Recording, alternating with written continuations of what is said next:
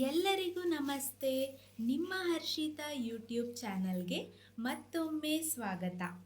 ಇವತ್ತಿನ ವಿಡಿಯೋದಲ್ಲಿ ಅರಿಶಿನ ಎಲೆ ಕಡುಬು ಹೇಗೆ ಮಾಡೋದು ನೋಡೋಣ ಬನ್ನಿ. ತುಂಬ ರುಚಿಯಾಗಿರುತ್ತೆ, ಆರೋಗ್ಯಕ್ಕೂ ಅಷ್ಟೇ ಒಳ್ಳೆಯದು. ಒಂದು ಸಾರಿ ನೀವು ತಿನ್ನೋಡಿ ಪುನಃ ಪುನಃ ಇದನ್ನು ತಿನ್ನಬೇಕು ಅಂತ ಅನಿಸುತ್ತೆ. ಹಾಗೆ ನಿಮಗಂತೂ ಫೇವ್ರೇಟ್ ಆಗೋಗ್ಬಿಡತ್ತೆ. ಈಗ 1.5 ಲೋಟ ನೀರು ಹಾಕೋತಾ ಇದ್ದೀವಿ ಬಾಣಲಿಗೆ. ಸ್ವಲ್ಪ ಉಪ್ಪು ಹಾಗೆ 1 ಚಮಚಿ ತುಪ್ಪ ಹಾಕೋತಾ ಇದ್ದೀವಿ. ನೀರು ಕುದೀತಾ ಇದೆ, ಅದಕ್ಕೆ ಇವಾಗ 1 ಲೋಟ ಅಕ್ಕಿ ಹಿಟ್ಟನ್ನ ಹಾಕ್ಕೊಂಡು ಚೆನ್ನಾಗಿ ಮಿಕ್ಸ್ ಮಾಡ್ಕೋಬೇಕು. ಒಂದೇ ಸತಿ ಅಕ್ಕಿ ಹಿಟ್ಟನ್ನ ಹಾಕ್ಬಾರ್ದು, ಸ್ವಲ್ಪ ಸ್ವಲ್ಪ ಅಕ್ಕಿ ಹಿಟ್ಟನ್ನ ಹಾಕ್ಕೊಂಡು ಮಿಕ್ಸ್ ಮಾಡ್ಕೋಬೇಕು, ಯಾವುದೇ ಗಂಟು ಆಗದೆ ಇರೋ ಥರ. ನೋಡಿ ಇಲ್ಲಿ ಅಮ್ಮ ಎಷ್ಟು ಚೆನ್ನಾಗಿ ಮಿಕ್ಸ್ ಮಾಡ್ಕೋತಾ ಇದ್ದಾರೆ. ಹೂರ್ಣ ಮಾಡೋಕ್ಕೆ ಸ್ವಲ್ಪ ಬಿಳಿ ಎಳ್ಳು ಹಾಗೆ ಗಸಗಸೆನ ಹುರ್ಕೋಬೇಕು. ಪುಡಿ ಮಾಡ್ಕೊಂಡಿರೋ ಬೆಲ್ಲನ ಬಾಣಲಿಗೆ ಹಾಕಿ ಬಿಸಿ ಮಾಡ್ಕೋಬೇಕು.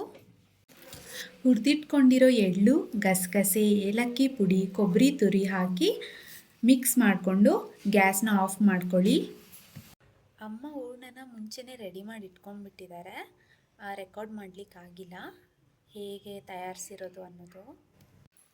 ಈ ಕನ್ಸಿಸ್ಟೆಂಟಲ್ಲಿ ಹೂರ್ಣ ರೆಡಿಯಾಗಿರಬೇಕು. ಅರಿಶಿನ ಎಲೆನ ನೀಟಾಗಿ ತೊಳೆದು ಒರೆಸಿಟ್ಕೊಂಡಿದ್ದೇವೆ, ನೀವು ನೋಡ್ತಿರ್ಬೋದು. ಅರಿಶಿನ ಎಲೆ ಮೇಲೆ ತುಪ್ಪ ಸವರಿ ಹಿಟ್ಟನ್ನ ಹರಡಿಸ್ಕೋಬೇಕು. ಅದ್ರ ಮೇಲೆ ಹೂರ್ಣ ಹಾಕಿ ನಿಮಗೆ ಸಿಹಿ ಎಷ್ಟು ಬೇಕೋ ಅಷ್ಟು ನೋಡಿಕೊಂಡು ಸಮ ಪ್ರಮಾಣದಲ್ಲಿ ಹರಡಿಸ್ಕೋಬೇಕು. ಅದಾದಮೇಲೆ ನೋಡಿ ಈ ರೀತಿ ಫೋಲ್ಡ್ ಮಾಡಿ ಇಟ್ಕೋಬೇಕು. ನಂತರ ತಯಾರಿಸ್ಕೊಂಡಿರುವ ಕಡುಬುಗಳನ್ನೆಲ್ಲ ಇಡ್ಲಿ ಬೇಯಿಸೋ ಪಾತ್ರೆಯಲ್ಲಿ ಹಾಕಿ ಬೇಯಿಸ್ಕೋಬೇಕು. ಇದನ್ನು ಒಂದು 10ರಿಂದ 12 ನಿಮಿಷ ಬೇಯಿಸ್ಕೊಂಡ್ರೆ ಸಾಕು. ಜಾಸ್ತಿ ಪ್ರಮಾಣದಲ್ಲಿ ಮಾಡ್ತಾ ಇದ್ದೀರಾ ಅಂದರೆ ಒಂದು 15 ನಿಮಿಷ ಬೇಯಿಸ್ಕೋಬೇಕು. ಇವಾಗ ಎಷ್ಟು ಚೆನ್ನಾಗಿ ಬೆಂದಿದೆ ನೋಡಿ, ಘಮ ಘಮ ಅಂತಿದೆ, ಬಹಳ ರುಚಿಯಾಗಿರುತ್ತೆ. ನೀವು ಖಂಡಿತ ಇದನ್ನು ಟ್ರೈ ಮಾಡಲೇಬೇಕು. ನಿಮಗೇನಾದರೂ ಅರಿಶಿನ ಎಲೆ ಸಿಕ್ಕಿದ್ರೆ ಇದನ್ನು ಪ್ಲೀಸ್ ಟ್ರೈ ಮಾಡಿ. ಈ ವಿಡಿಯೋ ನಿಮಗೆ ಇಷ್ಟ ಆಗಿದ್ದರೆ ಪ್ಲೀಸ್ ಲೈಕ್ ಮಾಡಿ, ಶೇರ್ ಮಾಡಿ, ಹಾಗೆ ನಿಮ್ಮ ಹರ್ಷಿತಾ ಯೂಟ್ಯೂಬ್ ಚಾನಲ್ನ ಸಬ್ಸ್ಕ್ರೈಬ್ ಮಾಡಿ.